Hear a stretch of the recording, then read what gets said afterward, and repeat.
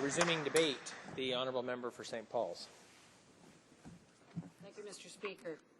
I'm very pleased today to speak in support of the motion put forward by my colleague from the NDP, the member for Churchill, regarding the critical issue of violence against women. The motion calls for the development of a national action plan to address violence against women and sets out a series of key components that must be included in such plan.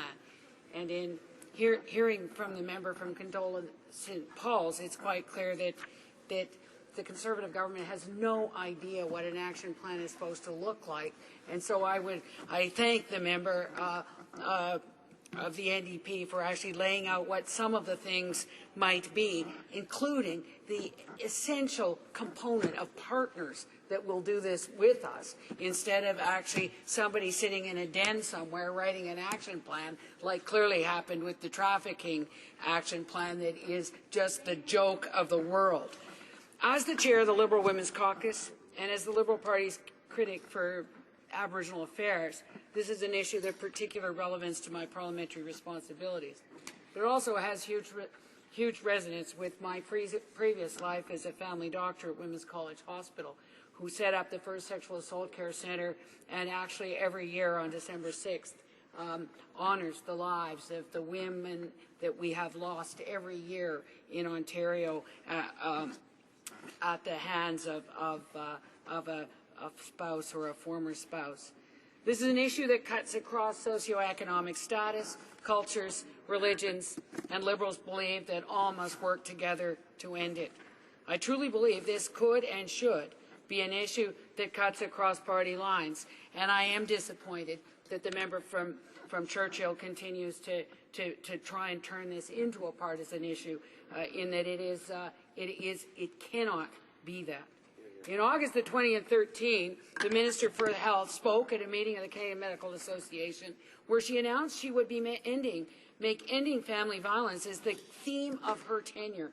She repeated a similar message at the recent meeting of the CMA in April 2014. The motion offers the Minister and her government an opportunity to match those words with real action. Every year in Canada, violence and abuse drive over 100,000 women and children out of their homes and into shelters.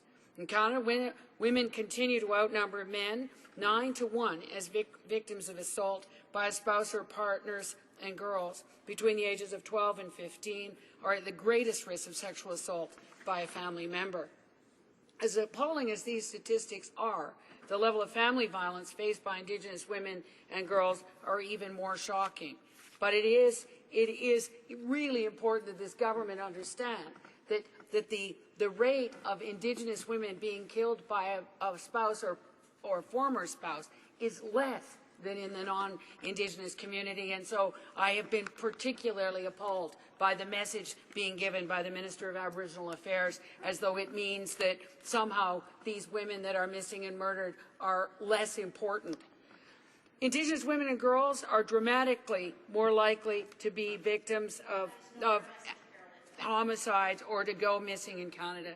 Last year's RCMP report identified almost 1,200 Indigenous women and girls who have gone missing or have been murdered since 1980. Further, while only 4% of women in Canada are Indigenous, this demographic accounted for 8% of female homicide victims in 1984 and a staggering 23% by 2012. The crisis for Indigenous women has been getting worse, and now almost 1 in 4 female homicide victims in Canada is Indigenous. As the Liberal Party of Canada Aboriginal Affairs critic and a longtime advocate for such a public inquiry into missing and murdered Indigenous women and girls, I would like to speak specifically about this part of the motion we are debating today. I have my own standalone motion calling for a national inquiry that will be debated in the House in the coming weeks, and I hope the member from Churchill will help me with that. The Prime Minister's insensitive comments last summer that we should not view this as a sociological phenomenon, and his shocking admission during one of his year-end interviews that missing and murdered Indigenous women and girls are not high on his radar provide a disturbing and disappointing window into how he views this national disgrace. The truth is that only a national inquiry would have the credibility, scope and resources to address the systematic systemic problems underlying the violence, provide the accountability to ensure implementation of its recommendations, and bring justice and reconciliation to the victims and their families. The Prime Minister's stubborn refusal to call a national public inquiry is in stark contrast to the overwhelming consensus that one is needed. Grieving families, Indigenous leaders, victims advocates, civil society, the international community, and every provincial and territorial premier have all urged the government to call a national public inquiry. It's time to call that public inquiry now. So what has been the response of this government to ongoing violence against women? This government consistently dismisses the importance of prevention and refuses to address the and adequately resource the programs that are in place to deal with this tragic issue.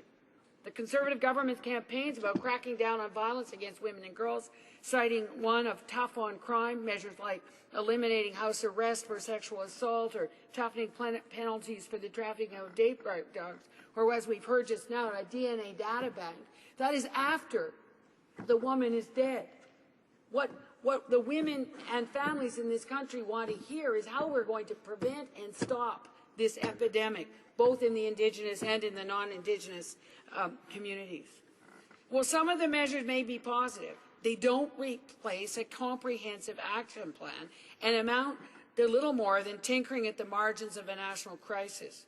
For even more appalling was the government's attempt to hide its inaction by repacking a laundry list of existing inadequate funding and programs as this new, what the minister from Church or Kildonan St. Paul's called very special action plan for violence, family violence and violent crimes against Aboriginal women and girls last fall. Unfortunately, this government has stubbornly refused to work with its partners, the provinces and territories, civil society, Aboriginal leaders and communities, to develop and implement a comprehensive plan to deal with violence against women. In 2008, the United Nations released a UN framework for action, which identified 5 key outcomes as benchmarks for the campaign to be achieved by all countries by this year, 2015. It's reprehensible that the government has rejected the UN recommendation to adopt and implement a multi-sectoral national plan of action that emphasizes prevention and adequate resources. Unlike Canada's federal government, the national Australian government demonstrated the leadership to work with its partners, state governments and the local communities, to develop a comprehensive 12-year national plan to reduce violence against women and their children.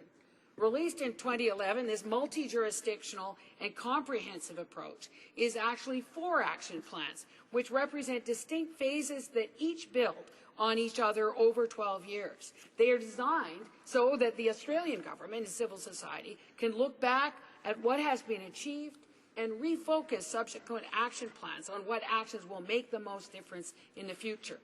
This is the kind of long-term, properly resourced and cooperative approach that we must adopt here in Canada. Today's motion offers an opportunity for all the parties in this House to come together and agree on a sensible, effective plan forward. Mr. Speaker, the motion clearly outlines what the necessary components of an effective action plan to end violence against women here in Canada must include.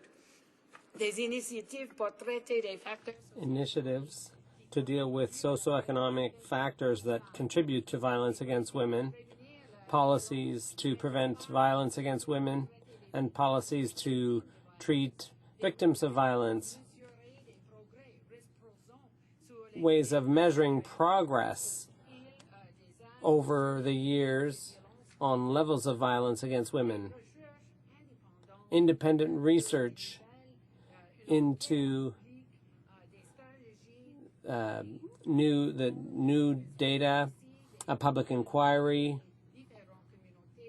consultation with various communities, the participation of community organizations and other organizations,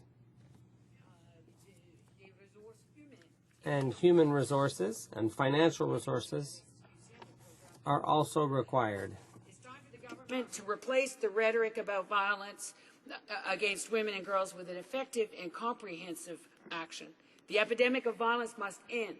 and the Conservative government, which claims to be tough on crime or to stand up for victims of crime, cannot continue to ignore the ongoing national disgrace of violence against women. I urge all members to support the motion.